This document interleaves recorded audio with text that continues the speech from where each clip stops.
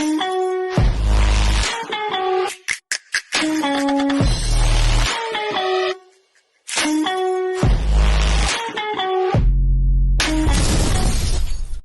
to tell you something.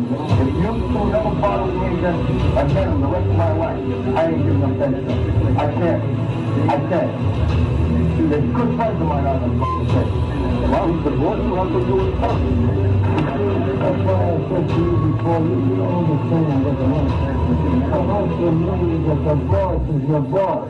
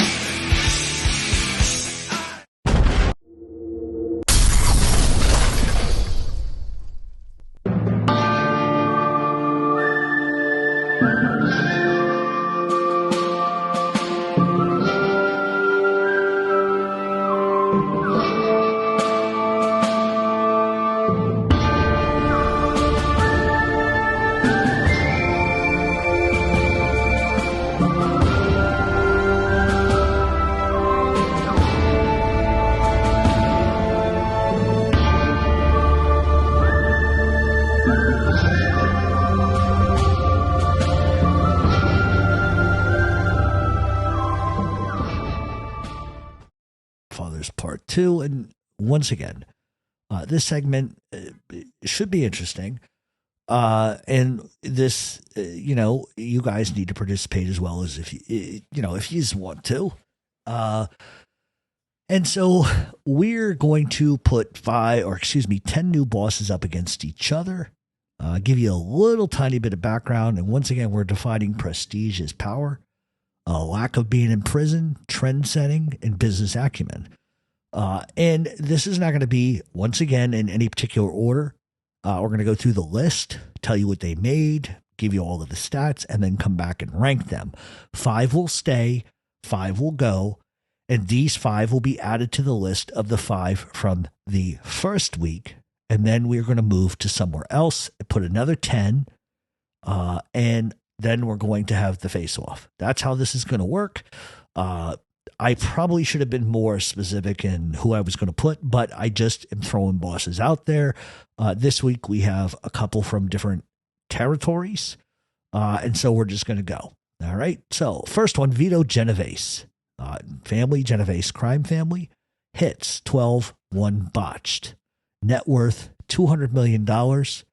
Prestige, 3 out of 5. Known for the botched hit on Frank Costello, Appalachian, and some other things. Longevity, he was 12 years as the boss, and he did 11 years in prison. And what we know about Vito is this. He is the one guy who wanted it all. And he wasn't bashful about attempting to pull off some serious shit. Responsible directly and indirectly for 12 hits. And murder was the true equalizer for Genovese. And as we know, he flees to Italy to avoid murder charges. He joins the army and immediately becomes the go-to guy for stolen shit in the army. He also helps on the war front, as well as does a personal favor for Benito Mussolini by having Carlo Tresca killed. And Genovese is the one guy that if you, dared to testify, he would have you killed. And that was his true calling card. Brute force was how he did business. And he got to where he got through violence and underhanded backdoor dealings with Carlo Gambino. And I have to scroll down just to make sure. Okay, I did do that. All right. Number 2, Albert Anastasia, the Mangano Gambino crime family. Hits 13 to 50, 13 confirmed. Net worth $150 million. Now, the reason why his net worth isn't as much is because he had a short run. His prestige, 2 out of 5, and we base prestige on a ton of different things. He was known for controlling the docks with an iron fist and killing the snitch. Because the snitch, Arnold Schuster, opened his mouth against Willie Sutton. Longevity, 6 years. Prison, 3. He was known for being the waterfront juggernaut, and he revolutionized the docks and the unions that supported them. He's also known as the co-head of Murder Incorporated, that has been accused of killing over 1,000 people. Anastasia was not really loyal to anybody. He was only schemed his way to the top. But he also killed to attain his position. He helped kill both Masseria and Maranzano. And he didn't stop there, as he killed Vincent Mangano and his brother Philip to take over the crime family. And to fully bolster his rise, he would put his brother Tony in charge of the docks, ensuring that nobody could poach. And while many of the new wave mobsters could have cared less about, ethnic lines, Anastasia wanted nothing to do with Jewish gangsters. He didn't even want Jewish gangsters around. And he had a special disdain for Meyer Lansky. And when Lansky didn't want to fork over money to Anastasia, rather than to sit down, Anastasia opened shops in Cuba and the Caribbean to openly compete with Lansky, which created a huge headache for the Mafia. And with Vito Genovese wanting control of the Luciano crime family, by proxy, sort of, the only way to succeed was to kill Frank Costello and Albert Anastasia. Number 3, Angelo Bruno, the Sabella Avena Philadelphia Mafia. Hits 10. With net worth $50 million. Prestige 1 out of 5. He might have gotten a higher number, but there's a lot of historical stuff he had problems with. He was known for being the most successful boss in Philadelphia's history. Longevity, 21 years as boss. Prison, a couple of months. Angelo Bruno, whose nickname was the Gentle Don, was really kind of an oxymoron because he really wasn't gentle. In his youth, he didn't mince words, and he would kill somebody without hesitation, whereas others before him fell into ethnic lines. Bruno didn't. He ventured outside of Philadelphia and made business deals with blacks, Hispanics, and had a lot of rackets with Jewish guys. And the one thing that he was able to do was encroach and go into areas. So I want to change his prestige. I'll give him a 2 out of 5. All right, I'll give him a 2. 1 was too low, 2. Because he did things that were differently. And while many within Philadelphia Mafia earned their stripes, Bruno was a bit different because he went from a soldier right to the boss, which caused a lot of problems on the streets. And he was not respected by anybody. And he constantly was more focused on money than he was on anything else. He forgot about his own men, and he essentially bought protection from New York, kicking back millions of dollars for a seat at the table. But he was smart enough to know that money bought friendships, and it brought business deals.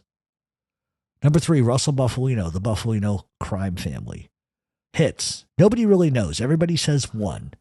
And that 1 would be Jimmy Hoffa, but that would have been ordered and involvement. But that says a lot about Russell Bufalino that we don't know. Worth $300 million.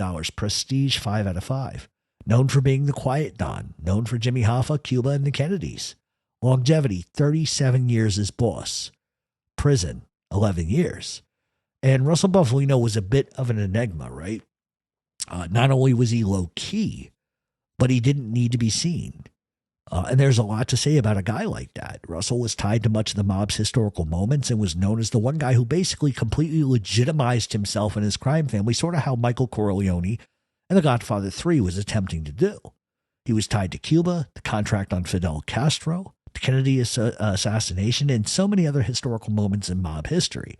And at one point, he was not just controlling his own family, but also stepped in as boss of the Genovese crime family when they were having sort of issues and trying to work those out. And perhaps the biggest thing he is known for is controlling the unions in Hollywood and being directly responsible for the changes of the film The Godfather. It has been misreported for decades that it was Joe Colombo, but rather it was Russell Bufalino who was pulling those strings. He is the most successful boss in Scranton's history. And out of respect, the commission asked him not to make another member after his death and to allow the family to go defunct, because the commission knew that after Bufalino, that was as good as they were ever going to get. Next, we have Stefano Magaddino, the Buffalo crime family. Hits 3. Net worth $400 million. Prestige 4 out of 5. Known for warring with his cousin Joe Bonanno, Canada, and being the Undertaker. Longevity, 52 years as boss. Prison, not a fucking day. Stefano Magaddino had 2 choices early on in his career, right? He could back his cousin Joe Bonanno when many didn't trust him, or he could go with the rest and move against him. And he did the latter, and those sort of reverberations lasted 40 years. Magaddino was a brilliant mind, and after leaving New York City, after a lot of mayhem, he sets up shop in Buffalo. and he would stretch his empire into Ohio, controlling the Cleveland Mafia in Youngstown, Utica, Rochester, Fort Erie, Toronto, and other parts of Montreal. And the move into Canada was a direct front to stop Joe Bonanno from having basically a monopoly on Canada. And at one point, he controlled all the action in Hamilton and Guelph, Ontario. And from there, he supplied Toronto with narcotics. And being in upstate New York sheltered him from the politics in New York City, which also gave him the ability to be a mediator between warring families back in New York City. The fact that Magaddino didn't spend a day in jail only goes to show how insulated he was. And they also didn't have any informants in those ranks. Still to this day, the amount of informants coming out of Buffalo is very small. You can count on one hand. And there's something to be said for that. Raymond Patriarca, the Morelli, Buckla Patriarca crime family, murders, 9 hits, net worth $50 million, prestige 5 out of 5, known for putting the McLaughlin gang in the fucking dirt. Longevity, 30 years, prison, 6 years, 4 months. And this is the one guy who doesn't get a lot of press, right? He was not only on the commission, but he had a ton of business with the likes of Santo Trafficante, Meyer Lansky, Luciano, and other guys. Patriarca was single-handedly responsible for the ending of the war between the Charlestown mob and the Winter Hill gang. And Patriarca ended the reign single-handedly the McLaughlin gang. And the mob always had been based in the north end of Boston, but Patriarca moved the base operation to Providence. Even while Providence was small, they had infested and corrupted all of Providence in a short period of time. And Patriarca also brought shakedowns to Providence like nobody's business. Everybody had to pay a tax or else. If you dealt drugs, you had to do it outside of Federal Hill. He held on to Federal Hill like a gold mine, being relatively a small family in comparison to others. They have always insulated themselves incredibly well, considering that law enforcement's eyes are all over them. Patriarca, his only competition was an Irish guy by the name of Carlton O'Brien, who controlled gambling and bootlegging prior to Patriarca's arrival, and Patriarca shot him to death in 1952 and just took his rackets. His empire went into Las Vegas, New York, Florida, and even into Philadelphia. He truly improvised narcotics distribution by not selling drugs, but by taking a commission for looking the other way and making introductions. I'm going to introduce you to this guy. This is what I want as my percentage. I'm going to look the other way. You're going to give me a percentage. Patriarca was also a guy brought in to mediate squabbles as well. And Patriarca single-handedly, effectively, what am I trying to say? Revolutionized the racetrack scam. True. He owned a racetrack with Dean Martin and Frank Sinatra. So there you go. Carlos Marcello, the Matranga Angelo Marcello crime family hits 4 to 8 depending, which would have included Kennedy, Roselli, and Giancana. Net worth $750 million. Prestige 5 out of 5. Known mainly for JFK conspiracies. Longevity 46 years as boss. Prison 6 years, 10 months. Carlos Marcello will always be the one guy who could end a beef without a gunshot, right? He was a debater, a consigliere in every facet of how he ran his family. In his younger days, his reaction really honestly was, kill. But as he aged, he learned to do the business was much better when everybody got what was coming to them. And he was a negotiator without hesitation, and his strong abilities to woo politicians to make deals and to keep things quiet for the mob was something that no other mobster really before him had done quite that well or had the capability to do. Other guys like Trafficante, there's just a select group of these guys, right? Marcello was able to insulate himself to encroach into other societies that a lot of people couldn't. But Marcello was something else. He was something else. He was political. And listen, $750 million, 430 of that was just in land and in properties. This is another guy that took legitimate income and completely ran the gamut of owning land, and it's still there today. Still there today. He was also counted on to sit down for disputes and etc. Santo Trafficante crime family, hits dozens, net worth $25 billion.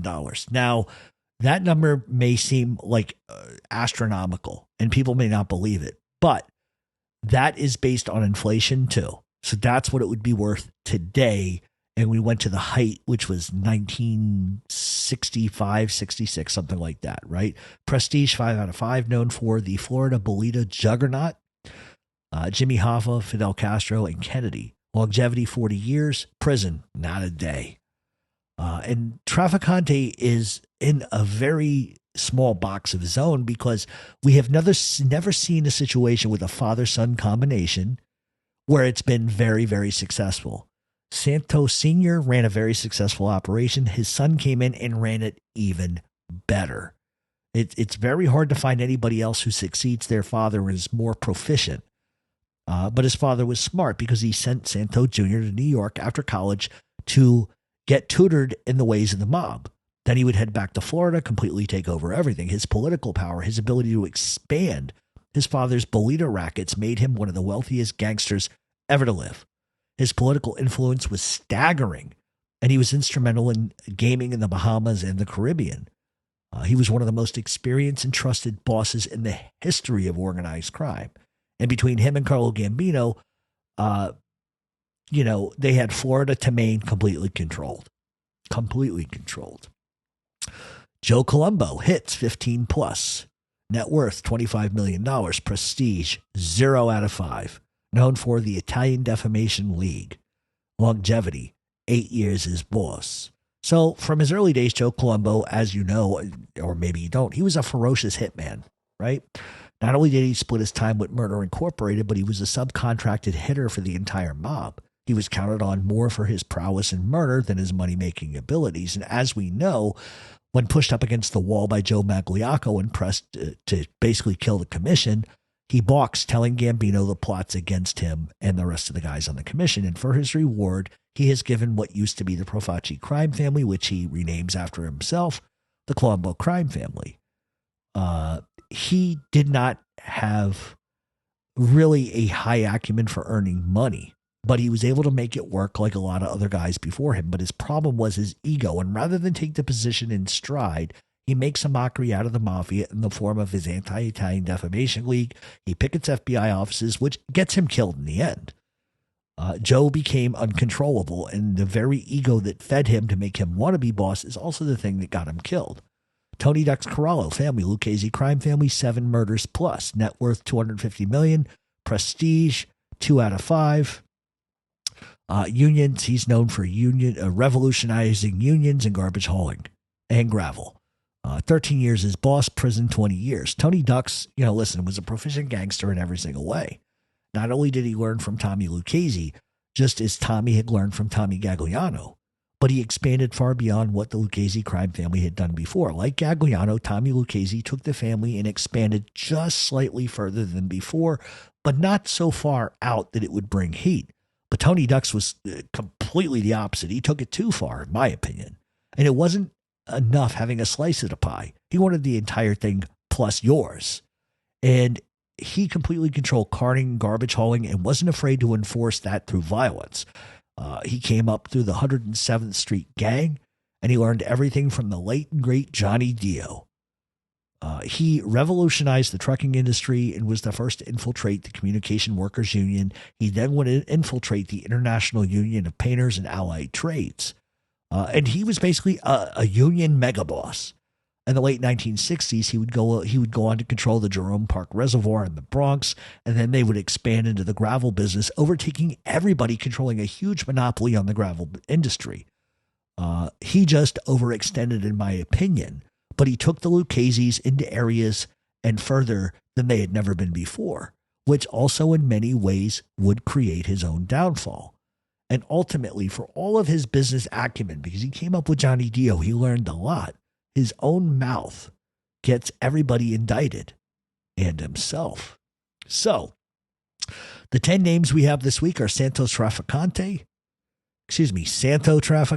Carlos Marcello, Russell Buffalino, Albert Anastasia, Stefano Magadino, Vito Genovese, Raymond Patriarca, Angelo Bruno, Tony Dex Corallo, and Joe Colombo. And I'm looking back up to make sure I covered Genovese. Maybe I didn't. That's the one I think I forgot. Oh, no, we did. We did.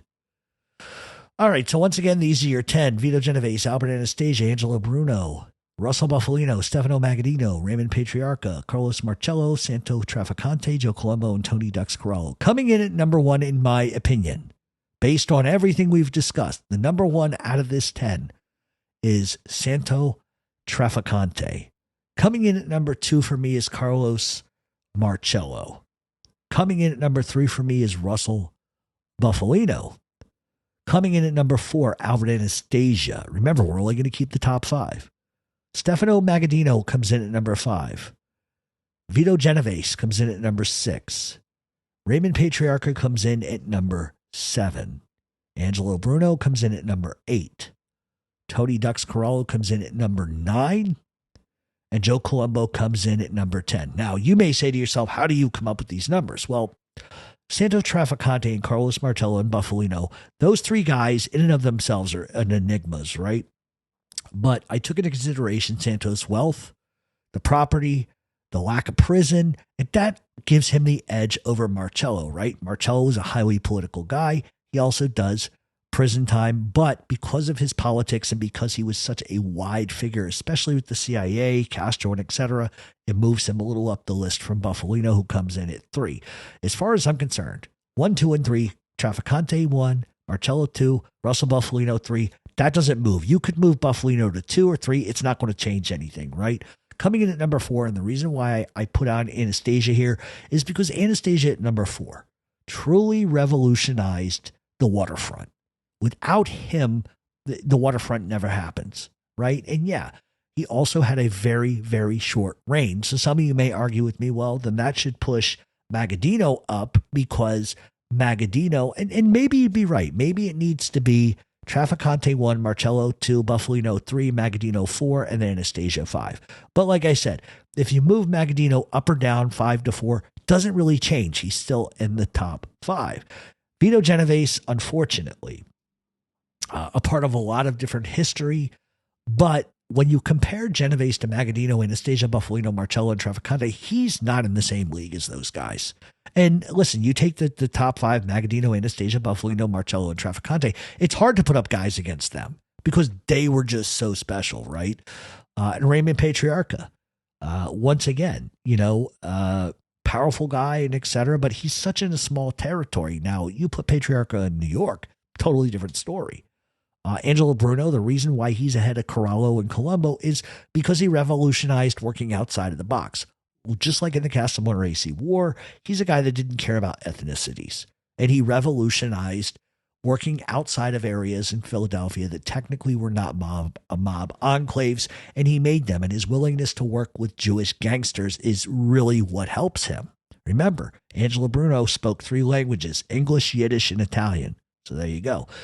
Tony Dex, even though he revolutionized the unions, even though he controlled the gravel industry, his own mouth gets everybody in trouble, and his greed is what really gets him in a jam. Revolutionizing the unions is a great thing, but when you compare him to somebody like Bruno, I think there's a bigger sort of danger in going outside of your ethnic lines like that. It's innovative. It's innovative because what Tony Dex did wasn't so innovative. He just took the model that Gagliano and Lucchese had, and he just expands it, right? And Joe Colombo, forget about it. Other than being a murderer, I don't think a whole lot of Colombo. I really don't. So once again, this is our final list. Coming in at number 1, Santo Trafficante. Coming in at number 2, Carlos Marcello.